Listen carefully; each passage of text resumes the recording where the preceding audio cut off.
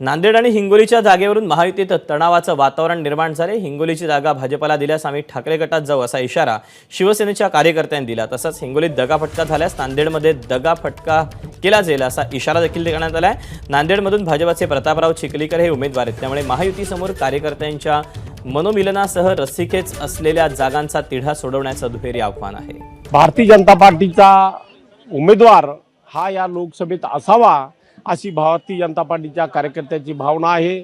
2004 booth आमच्या लोकसभेत आहेत हिंगोलीच्या, आणि सर्वचे सर्व बूथ आमचे सक्रिय आहेत।